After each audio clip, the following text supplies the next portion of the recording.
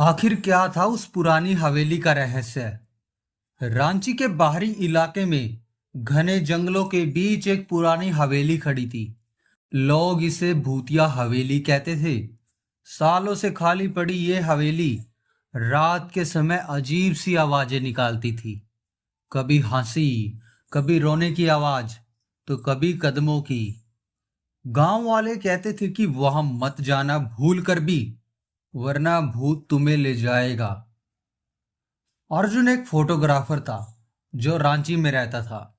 उसे पुरानी इमारतों की तस्वीरें खींचना बहुत पसंद था। एक दिन उसके दोस्त ने बताया, भाई, भूतिया हवेली की फोटो लेके जरूर आओ, वहां तुम्हें अच्छे शॉट मिलेंगे। अर्जुन हंस पड़ा, भूत प्रेत सब बकवास है, चलो मैं कल ही चला जाऊंगा। अगली शाम सूरज ढल रहा था। हवेली के मुख्य द्वार पर अर्जुन पहुंच गया। जब वहां का गेट देखा अर्जुन ने, तो वहां पर ताला लगा हुआ था। वो भी जंग लगा हुआ ताला, क्योंकि सालों से हवेली बंद पड़ी थी। लेकिन बगल की दीवार टूटी हुई थी। अर्जुन उस दीवार के ऊपर से कूदकर हवेली के अंदर चला गया। हवेली के अंदर जाकर देखा तो वहां पुरानी तस्वीरें टंगी थी। एक सुंदर औरत की तस्वीर, उसकी आंखें जैसे जिंदा थी, और उसका नाम था रानी लक्ष्मी। वो नीचे लिखा था, और साथ में लिखा था 1890। अर्जुन ने कैमरा निकाला और फोटो लेने लगा। अचानक हवा का एक झोंका आया और दरवाजा अपने आप बंद हो गया।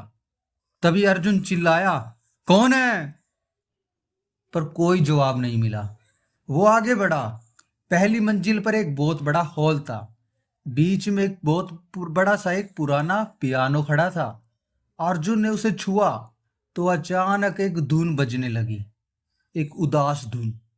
अर्जुन तभी पीछे हटा और बोलने लगा, ये कैसे हुआ?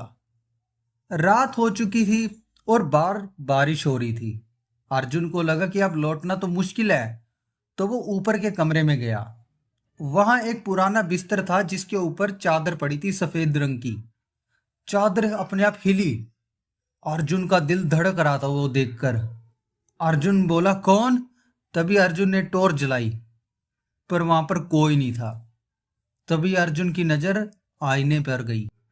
आईने में अर्जुन तो दिख रहा था, उसके पीछे एक औरत की परछाई भी दिख रही थी। वही रानी लक्ष्मी। लंबे सफेद बाल, सफेद साड़ी, आंखें लाल। अर्जुन भागा।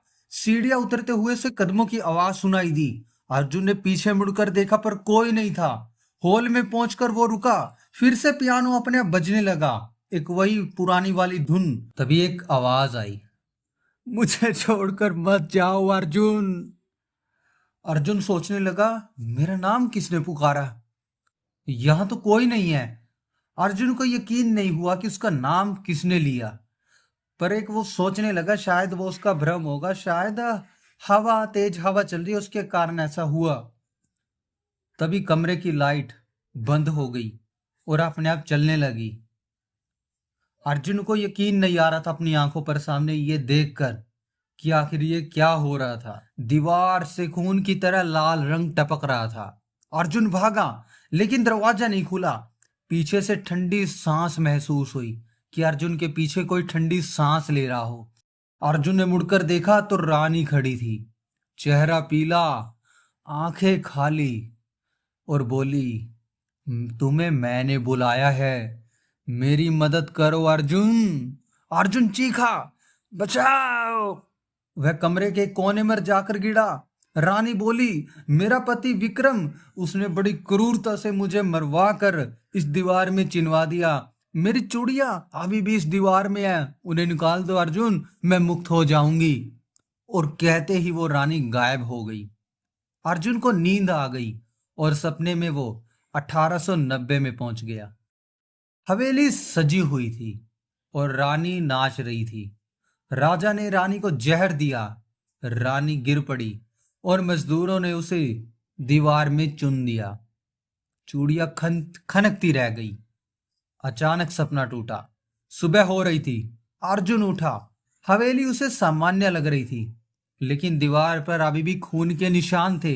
वो बाहर निकला और जीप स्टार्ट की और वहां से भाग गया।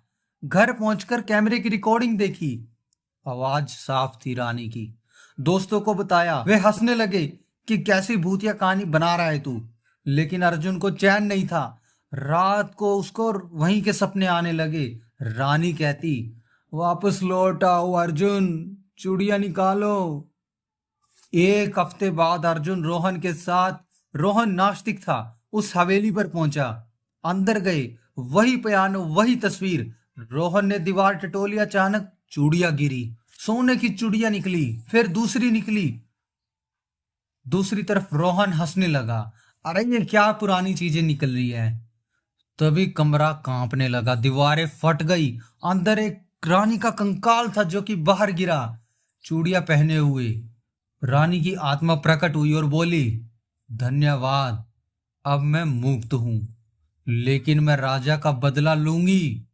वह राजा की तस्वीर की ओर गई और तस्वीर जल गई। हवेली हिलने लगी, दोनों भागे।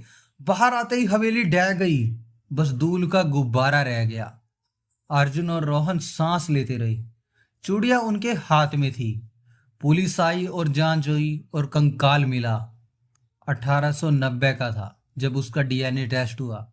वो रानी लक्ष्मी का कंकाल था। राजा विक्रम का भी कंकाल मिला, जहर से मरा हुआ था। गांव वाले दंग रह गए।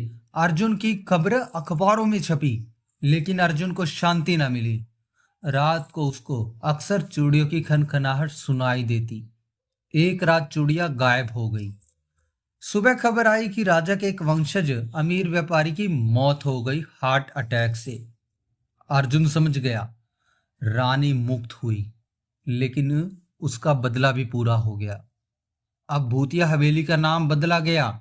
लोग कहते हैं रानी मुक्त हो गई, लेकिन सावधान, चूड़ियां अभी भी भटक रही हैं।